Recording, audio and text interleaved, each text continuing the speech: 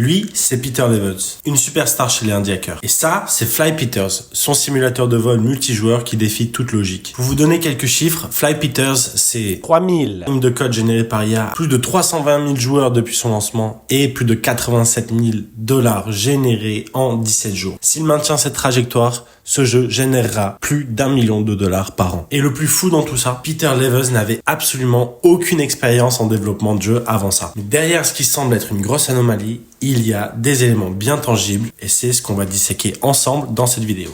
Hello, je m'appelle Florent Turin, j'aide les développeurs à lancer leurs produits et faire décoller leurs revenus. Et dans cette vidéo, on va essayer de comprendre l'anomalie Fly Peters et comment un jeu bâclé s'est transformé en véritable machine à cash. Let's go! La naissance de l'aberration. Fly Peters sort le 22 février 2025. Quel est son concept révolutionnaire?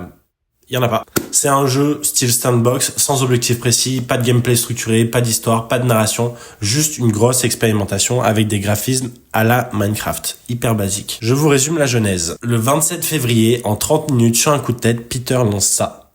Un prototype et poste sur Twitter. Il a un peu de traction et les gens sont plutôt réceptifs, donc il va continuer à bricoler des petites features.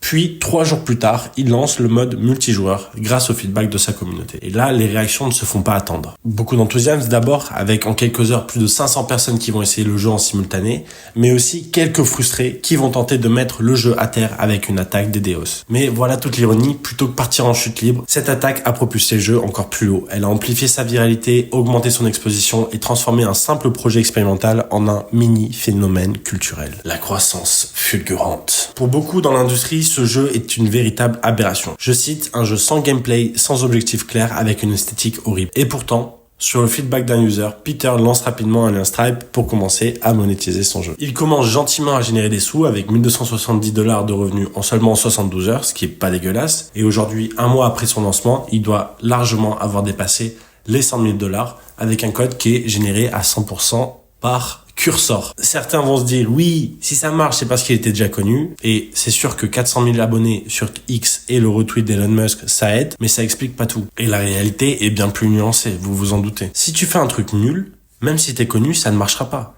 Regarde le SaaS de Benjamin Code, par exemple. Le secret du succès de Peter Fly se cache dans l'acte créatif en lui-même. Peter Levels n'est pas connu par hasard. C'est un maître du building public. Et ici, il a poussé le concept à son paroxysme. La vélocité à laquelle il est capable d'itérer et de fournir des résultats est aberrante. Pourtant, son processus est simple. Il raconte ce qu'il fait, il récupère les feedbacks, il améliore dans l'heure. Quand il a un problème, il demande juste à son audience. Hyper simple. Et surtout, son audience lui file un paquet d'idées. Résultat, il a transformé le processus de création de son jeu bancal en un one-man show interactif. Chaque bug corrigé, chaque fonctionnalité ajoutée devient un mini-événement. Sa communauté lui fournit tous les feedbacks et suggestions dont il a besoin pour construire un banger. Et sa réactivité extrême lui permet d'ajuster et d'ajouter des features en temps réel. Les gens ne jouent plus juste à un jeu. Ils participent à une expérience collective en constante évolution. Et tout ça, ça explique l'engouement, mais ça ne répond pas à la question comment il fait pour faire autant d'argent. Étant une expérimentation géante, Peter a fait preuve de créativité dans sa stratégie de monétisation. Il a d'abord commencé avec un avion premium, une skin, ça casse pas 3 pattes à un canard, mais bon, c'est cool. Mais surtout, il a des emplacements publicitaires de fou, des blimps publicitaires, donc des dirigeables virtuels sponsorisés, qui commencent à partir de 1000 $ l'unité jusqu'à des emplacements publicitaires sur Mars à 5000 $. Et il a récemment rajouté des produits dérivés via sa boutique en ligne, des mugs, des casquettes, etc. Mais en fait, je vous ai dit qu'il était créatif, mais c'est pire que ça. Que ce soit pour la skin de l'avion, le dirigeable ou les produits dérivés, c'est à chaque fois son audience qui lui a suggéré quoi faire. Et c'est trop drôle parce que du coup, il vérifie l'appétence de monétisation à travers du coup sa communauté qui lui dit il a même pas besoin de prendre de risques. Cette approche hyper pragmatique combinée à de la traction organique lui a permis d'atteindre 87 000 $ de revenus mensuels récurrents en seulement 17 jours. D'ici que la vidéo sorte, il aura sûrement updaté ses chiffres qui doivent maintenant bien dépasser les 100K. Et avec une marge estimée à 95% grâce à des coûts pratiquement inexistants, vu qu'il a pas d'employés, il a juste quelques frais de serveur, ce projet expérimental s'est transformé en une véritable mine d'or. Qu'est-ce qu'on peut en tirer? Fly Peters n'est pas juste une simple anomalie. C'est un cas d'école pour tout entrepreneur à l'ère de l'IA. Voici les principales leçons à retenir. Premièrement, l'IA change complètement les règles du jeu. Peter n'a pas juste utilisé l'IA comme outil, mais comme véritable partenaire créatif. 99% du code a été généré par Cursor, ChatGPT et Grok. Il essaie pas de refaire des trucs qu'il faisait avant, il fait des trucs qui lui étaient impossibles à faire avant. Et cette approche IA maximaliste élimine les barrières traditionnelles à la création. Trouve tes anciens obstacles et défonce-les avec l'IA. Ensuite, la perfection est l'ennemi du succès. Ship fast and iterate, c'est pas juste un slogan, c'est une méthode. En 30 minutes, il avait déjà une première version jouable. Pas parfaite, mais suffisamment pour choper des feedbacks. En 72 heures, il générait déjà du cash. C'est ouf.